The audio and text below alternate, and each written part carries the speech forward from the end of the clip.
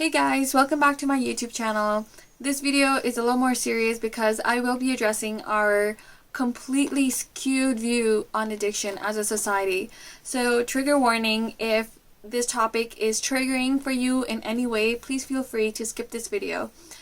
Alright, so let's get to it.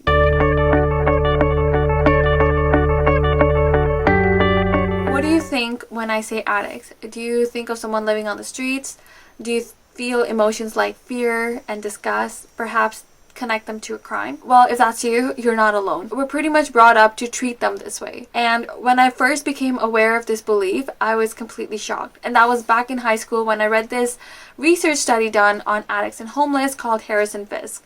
I'll link the study below. It's an awesome read. If you have time, give it a try. But basically in the study they concluded that when we look at people with addiction, the insula part of our brain is activated, which is activated when we look at things of disgust like human feces or garbage. And our prefrontal cortex is not activated, which is supposed to be activated when we look at another human being. This really struck me because when I read this, I realized that we have completely dehumanized a group of people biologically, and these people need the most help. Our negative view and dehumanizing is actually making this problem worse, and this was proven by Portugal itself. So in 2001, Portugal was dealing with the worst problem of addiction. There, 1% of the population was addicted to heroin, and 1% might not seem a lot, but if you take millions of people in a country, it adds up.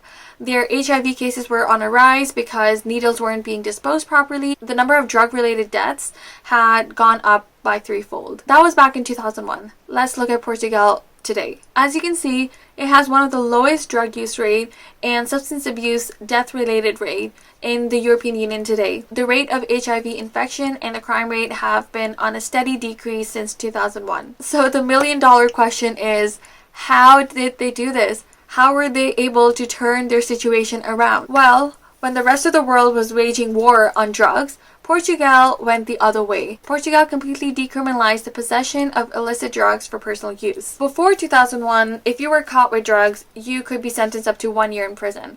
After 2001, if you were caught with drugs for personal use, you were brought before a panel of medical professionals, psychologists, legal counsel, the whole team, so that you get the proper treatment and then you're integrated back into the society as a regular human being that could have a job, that could take out loans and live without any stigma in the society. The only people that were prosecuted were drug dealers and traffickers because they were making the problem worse.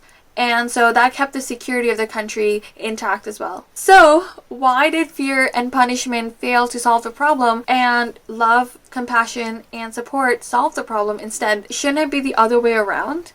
Well, the answer lies in the fact that our understanding of addiction is completely skewed. More and more research is emerging that is showing how getting addicted to drugs has more to do with lack of emotional connection in one's life and less to do with the chemical hooks of the drug itself. And this is proven by a study done in the 70s by Dr. Bruce Alexander, in which he had 2 sets of rats. The first set of rats were kept completely isolated in a dark cage alone, and they were given a choice between drugged water, which had heroin or cocaine, or normal water, which didn't have anything.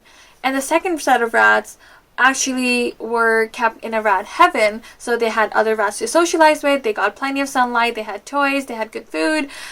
They were also given the choice between drug water and regular water in their cage. Guess what happened? 100% of the isolated rats, the sad ones, chose the drug water each and every single time, and they died of overdose within a few weeks. Whereas 0% of the happy rats chose the drug water. They all lived and they always chose to drink the normal water despite having the choice between regular and the drug water. This is so shocking to me because I always thought that addiction was always about the drug itself, but it's not. It's so much more. It's about the lack of emotional connection. And that is such a sad fact because people who are addicted to drugs are often isolated in the society and treated without any compassion, any love, any support. And it just makes the problem worse. And you might say, oh, this study was done on rats and it doesn't hold true for humans, but it's crazy because we saw the same phenomenon happen in the Vietnam War, where 20% of the troops deployed to war were addicted to heroin in Vietnam, but upon return, 95% of them never used again because they got their emotional support, their family, their friends, their job, everything that they left behind, they got it back. So they didn't feel the need to use drugs anymore. I think in Canada, we still view addiction as a crime and don't treat it as a disease, and we still have a long way to go before we make progress in that direction. But the important thing is to raise awareness about it and be mindful of how we're treating people around us, especially people battling with addiction. So if you have ever battled with addiction, or if you know somebody who is battling with one, treat yourself or treat the other person with compassion, because that's what they need.